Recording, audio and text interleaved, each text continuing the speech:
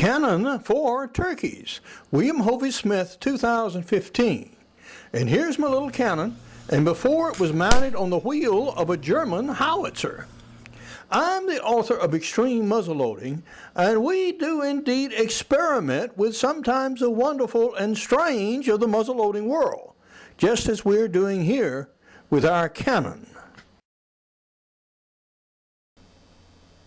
This is Hovey Smith, the backyard sportsman. Now, my turkey hunting has not been going particularly well, and it's time to sort of take desperate measures. So what we are going to progress to are cannon. Cannon? Yeah! Cannon.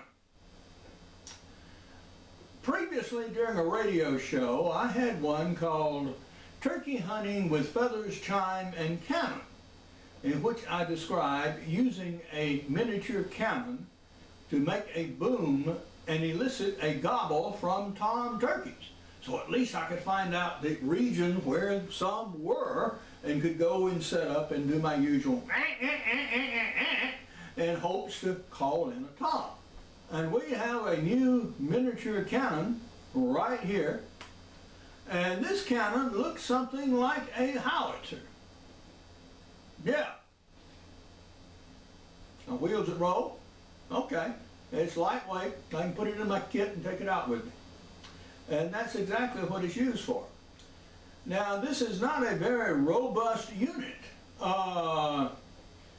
It is firing, but only with a charge of powder. No shot. No round ball. Just powder, a wad, and time fuse. This version here is heavier.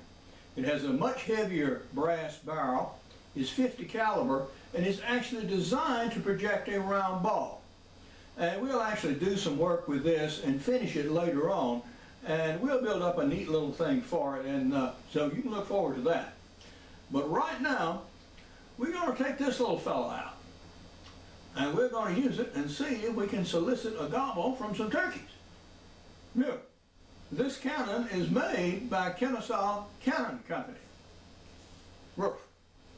And Kennesaw Cannon has several models. A field, garrison, and artillery, of which this is, of course, the artillery model. However, none of these are designed to be shot with anything but a charge of powder and a small wad. Now, when I got around to getting the stuff together for this, I have lots of wads, different sizes. As it turned out, I had 11 gauge wads, 10 gauge wads, 12 gauge wads, 13 gauge wads, 14 gauge wads, and no 16 gauge wads. Guess what takes a 16 gauge wad? Okay.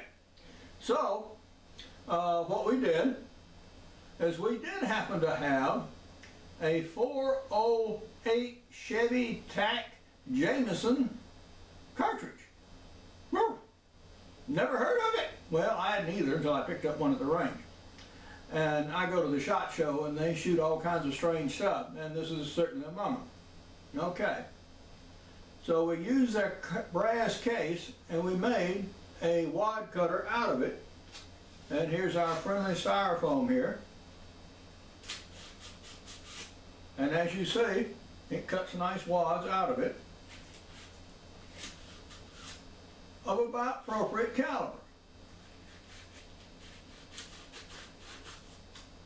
So that solves that problem.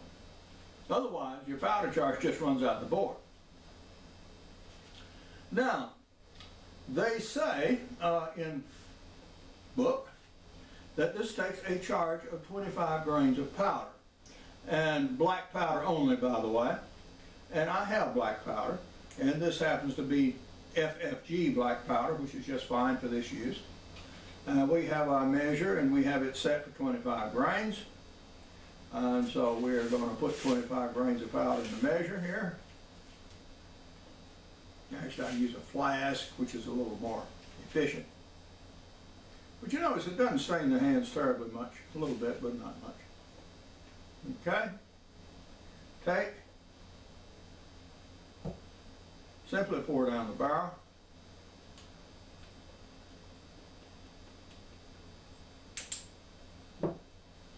Take your wad, put it in the bore, ram it home, compress it a little bit. All right? And now you're loaded. Now, this is cannon fuse. It's available from Dixie Gun Works. And the first thing you do when you get any fuse is you cut a piece of it. They recommend a foot here, and burn it and time it to see how long it takes to burn. That way you know how far to safely get away. Now, as a matter of practicality, these are not proofed, by the way. They could explode. So consequently, you do not want to be right on top of it, nor indeed very close. So you want to be some distance away. You want to have it away from anything combustible. If you wad with anything else or anything combustible, you've got to be sure that you don't set the woods on fire when you shoot it, because that can very easily happen. All right? If you load loose powder and don't put anything but powder in there, it won't make a good boom, plus you'll project burning powder out the bore. So the powder needs to be under some compression. And so I may have to add another wad or two just to make sure I get a good powder burn. But no shot or anything else in it. Okay? So we're going to go out and we're going to give it a test fire. Do we have fire in the hole?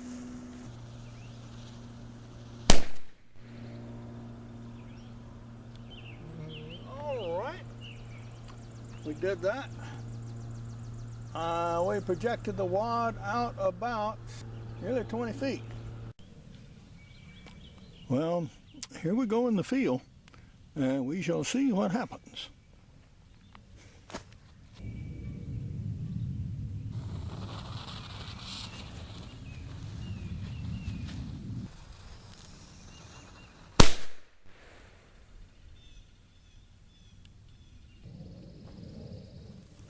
Not actually a sharp enough report to solicit any response.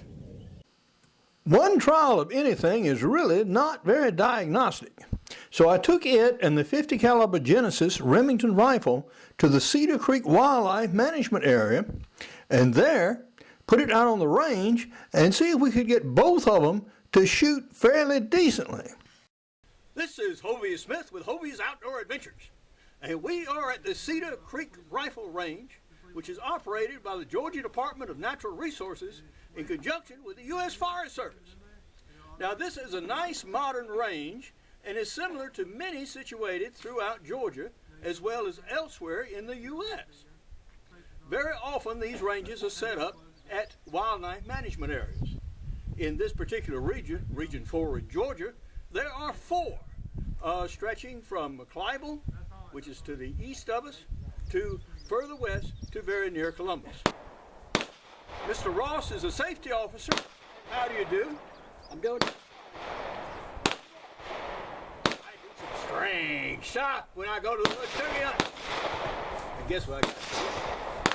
What do you have?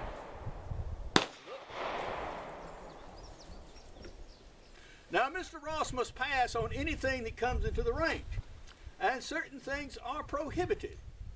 For example, I'm sorry, this is not allowed on this range. cannon. It's a cannon. Yes, sir. What caliber is this? 16 gauge. No, I'm sorry, we just can't allow it. Okay. Now, what in the world does a turkey hunt with a 16 gauge miniature cannon? That's a very good question. Oh, dang it. What it does is, you know, turkeys gobble to thunder. So you set you up a little thing, and you take your little miniature cannon, and you light it. Turkeys go, come on, come on, come on. Okay? And you haven't wasted one of these $5 very expensive turkey shells. Very good.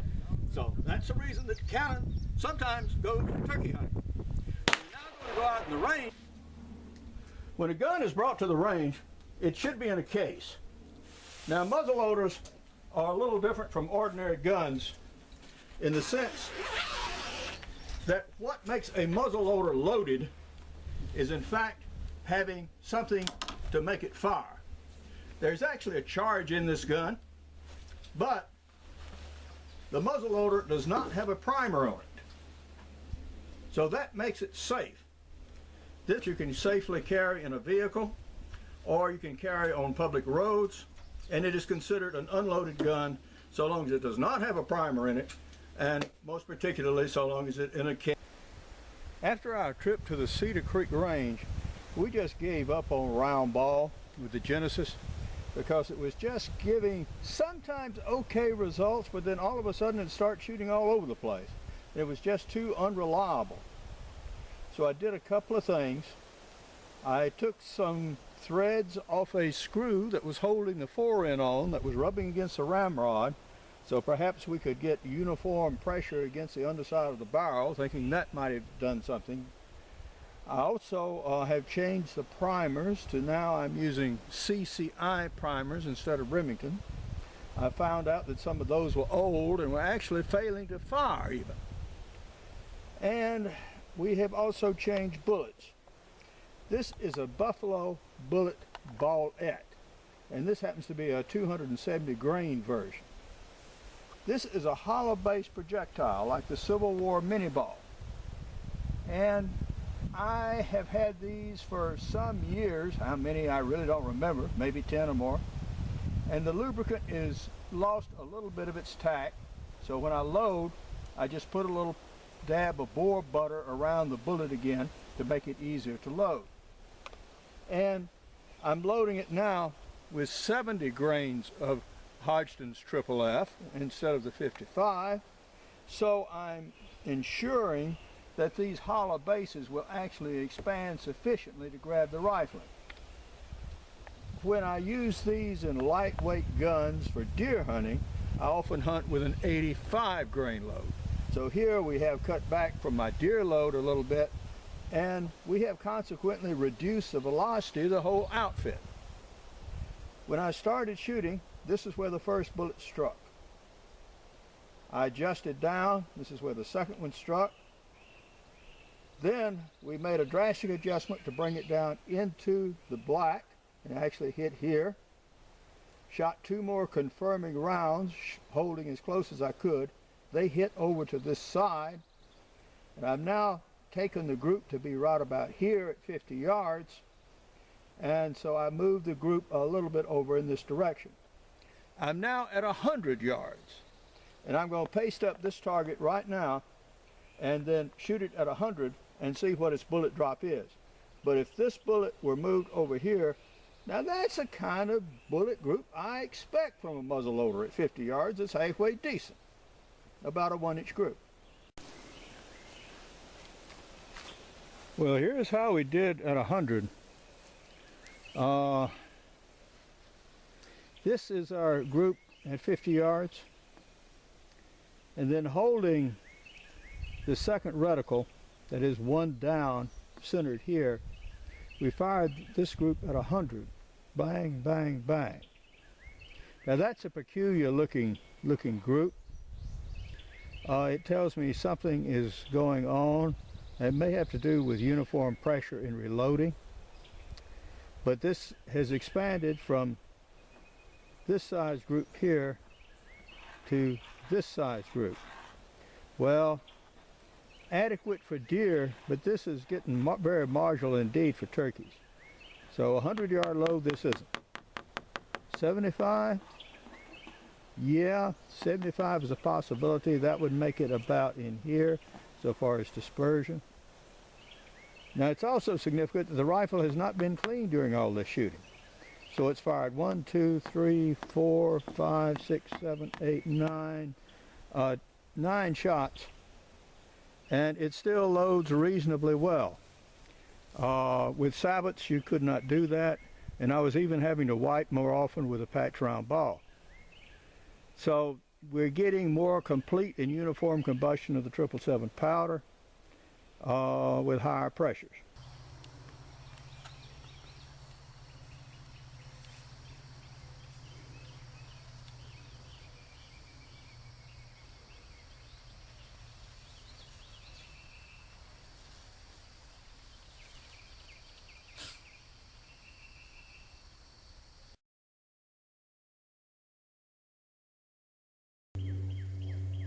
We are in the fading minutes of Georgia's turkey season with Remington rifles and cannon.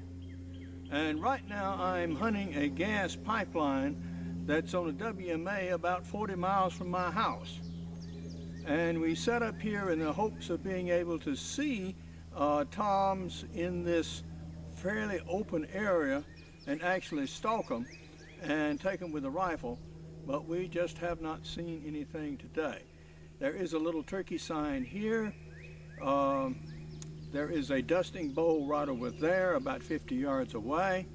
There are some turkey tracks, and I saw tracks from 2 hunters coming in here that were made earlier in the week, and one of which left some turkey feathers at the pullout site. So he obviously took a turkey along this way. But unfortunately, I have not been so lucky. So we're going to pull out and take our sled and finish and go on home. This was my final shot of the turkey season, which would have got a turkey.